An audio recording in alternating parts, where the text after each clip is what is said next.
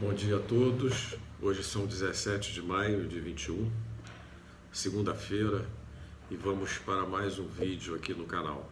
O assunto de hoje é sobre as 3 revelações que a humanidade recebeu ao longo da sua história.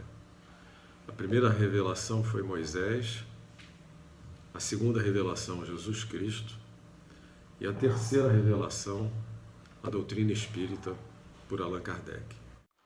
Começando por Moisés, temos a lei mosaica, e nela temos 2 partes distintas: a lei de Deus, promulgada no Monte Sinai, e a lei dos homens, a lei civil ou disciplinar, decretada por Moisés, complemento da primeira. A primeira, a lei de Deus, ela é imutável, invariável, são as leis naturais, ou a lei de Deus. E a segunda, adequada para cada época, e vai se modificando com o passar dos anos, com o passar dos costumes daquela sociedade. Relembrando os 10 mandamentos promulgados no Monte Sinai, nós temos como primeira lei: eu sou o Senhor vosso Deus, que vos tirei do Egito, da casa da servidão. Não tereis diante de mim outros deuses estrangeiros. Não fareis imagem esculpida, nem figura alguma do que está em cima do céu, nem embaixo na terra, nem do que quer que esteja nas águas sobre a terra. Não os adorareis e não lhes prestarei culto soberano. Segunda lei: não pronunciareis em vão o nome do Senhor, vosso Deus. Terceira: lembrai-vos de santificar o dia de sábado.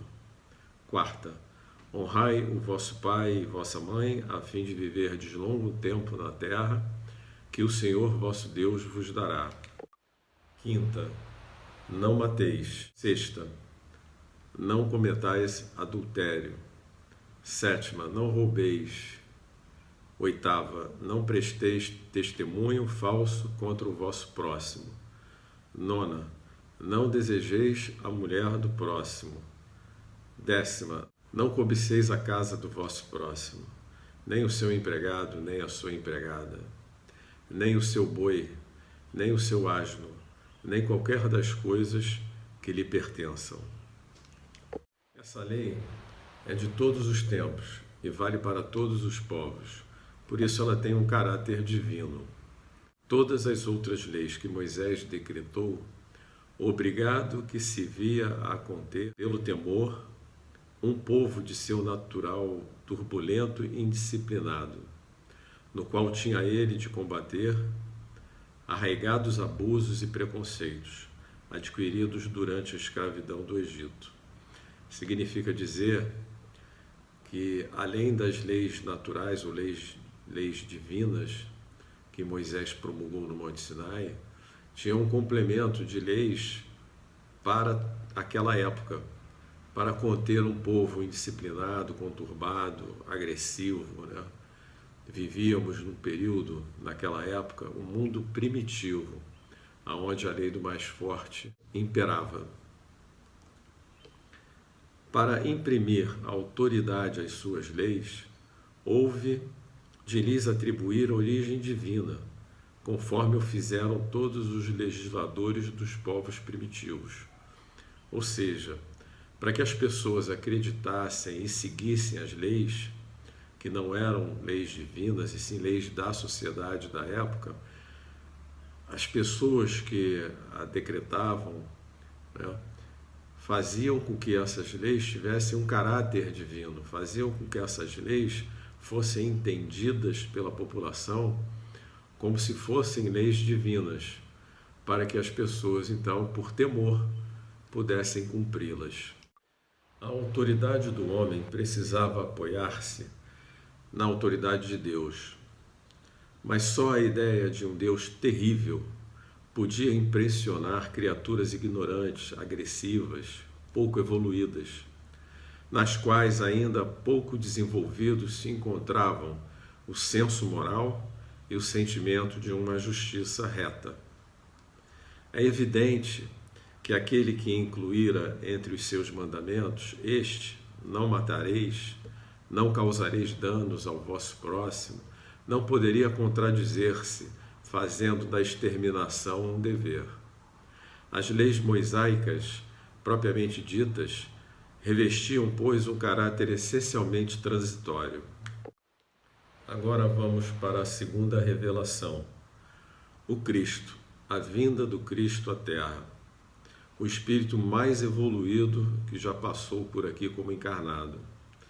Filho unigênito de Deus, veio amando do Pai, amando de Deus, nos trazer a boa nova, nos trazer um novo conceito, para começarmos um novo período de evolução aqui na Terra. O Cristo. Jesus não veio destruir a lei de Deus, veio cumpri-la, isto é, desenvolvê-la, dar-lhe o verdadeiro sentido e adaptá-la ao grau de adiantamento dos homens a partir da sua chegada aqui na Terra. Por isso é que se nos depara nessa lei o princípio dos deveres para com Deus e para com o próximo, base da sua doutrina. Quanto às leis de Moisés, propriamente ditas, ele, ao contrário, as modificou profundamente, quer na substância, quer na forma.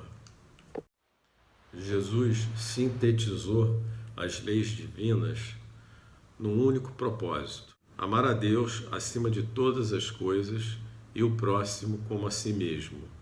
E acrescentando: aí estão a lei toda e os profetas. O céu e a terra não passarão sem que tudo esteja cumprido até o último iota. Quis dizer Jesus ser necessário que a lei de Deus tivesse cumprimento integral, isto é, fosse praticada na terra inteira, em toda a sua pureza, com todas as suas ampliações e consequências. Efetivamente, de que serviria haver sido promulgada aquela lei, se ela devesse constituir privilégio de alguns homens, ou ao menos de um único povo? Sendo filhos de Deus, todos os homens, todos sem distinção nenhuma, são objeto da mesma solicitude. O papel de Jesus não foi o de um simples legislador moralista, tendo por exclusiva autoridade a sua palavra. Cabia-lhe dar cumprimento às profecias que lhe anunciaram o advento. A autoridade lhe vinha da natureza excepcional do seu espírito e da sua missão divina. Ao observarmos as falas de Jesus, nós notamos da sua autoridade. Ele sempre se pronunciava de uma forma reta, direta, com a autoridade da própria verdade. Ele viera ensinar aos homens que a verdadeira vida não é a que transcorre na terra, e sim a que é vivida no reino dos céus. Por isso que ele cita numa das passagens, ele ensina que buscai o reino dos céus e tudo mais vos será acrescentado. Viera ensinar-lhes o caminho que a esse reino conduz, os meios de eles se reconciliarem com Deus e de pressentirem esses meios na marcha das coisas por vir, para a realização dos destinos humanos. Quando ele diz: buscai o reino dos céus e tudo mais vos será acrescentado,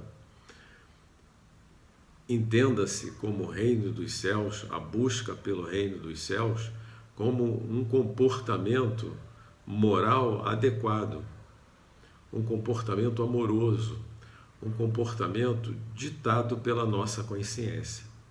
Nossa consciência é nossa guardiã. Se a seguirmos, estaremos buscando o reino dos céus.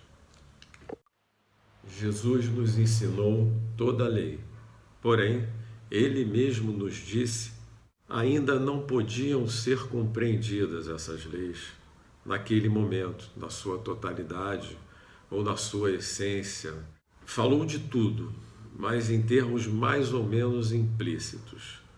Para ser apreendido no sentido oculto de algumas palavras suas, Mister se fazia que novas ideias e novos conhecimentos lhe trouxessem a chave indispensável, ideias que, porém, não podiam surgir antes que o espírito humano houvesse alcançado um certo grau de amadurecimento. A ciência tinha de contribuir poderosamente para a eclosão e o desenvolvimento de tais ideias. Importava, pois, dar à ciência tempo para progredir. A terceira revelação, o Espiritismo, a codificação feita por Allan Kardec na sua obra do Pentateuco, 5 livros que trazem a obra do Espiritismo. O Espiritismo é a ciência nova que vem revelar aos homens, por meio de provas irrecusáveis, a existência e a natureza do mundo espiritual e as suas relações com o mundo corpóreo. Ele nos mostra não mais como coisa sobrenatural, porém, ao contrário, como uma das forças vivas e sem cessar atuantes da natureza, como a fonte de uma imensidade de fenômenos até hoje incompreendidos e, por isso, relegados para o domínio do fantástico e do maravilhoso.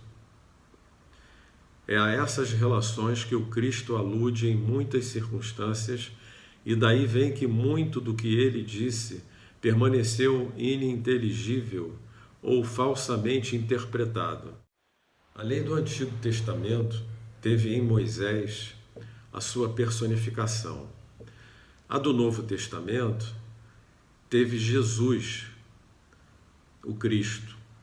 O Espiritismo é a terceira revelação da lei de Deus, mas não tem a personificá-la nenhuma individualidade, porque é fruto do ensino dado não por um homem, e sim pelos Espíritos, que são as vozes do céu, em todos os pontos da terra, com o concurso de uma multidão inumerável de intermediários, os médios. Relembrando que esses espíritos evoluídos, espíritos que passaram pela terra, espíritos que fizeram um grande aprendizado intelectual e moral, principalmente moral, nos trouxeram informações, instruções, trouxeram luz para iluminar o nosso caminho aqui em nossa evolução. É, de certa maneira, um ser coletivo, formado pelo conjunto dos seres do mundo espiritual, cada um dos quais traz o tributo de suas luzes aos homens, para lhes tornar conhecido esse mundo e a sorte que os espera. Da mesma forma que Jesus veio ao mundo e disse: "Não vim destruir a lei, porém cumpri-la", também o Espiritismo diz: "Não venho destruir a lei cristã, mas dar-lhe execução". Nada ensina em contrário ao que ensinou o Cristo, mas desenvolve, completa e explica, em termos claros e para toda a gente, o que foi dito apenas sob forma alegórica, forma de parábolas. Vem cumprir o Espiritismo, nos tempos preditos, o que o Cristo anunciou e preparar a realização das coisas futuras. Ele é, pois, obra do Cristo, que preside, conforme igualmente o anunciou, a regeneração que se opera e prepara o reino de Deus na terra. Estamos em plena transição, chegando ao ápice do processo de transição de um mundo que é de provas e expiações para um mundo que terá a regeneração como maior característica. Estamos entrando no mundo de regeneração. Obrigado pela sua presença aqui comigo. Vamos difundir a doutrina espírita. Meu nome é Besmar Lino, eu sou estudante do Espiritismo. Peço que você me ajude a divulgar a doutrina espírita. Vamos criar um sentimento para que as pessoas possam procurar e estudar a doutrina espírita, essa doutrina sagrada que tanto nos ajuda aqui na Terra. Até a próxima. Muito obrigado.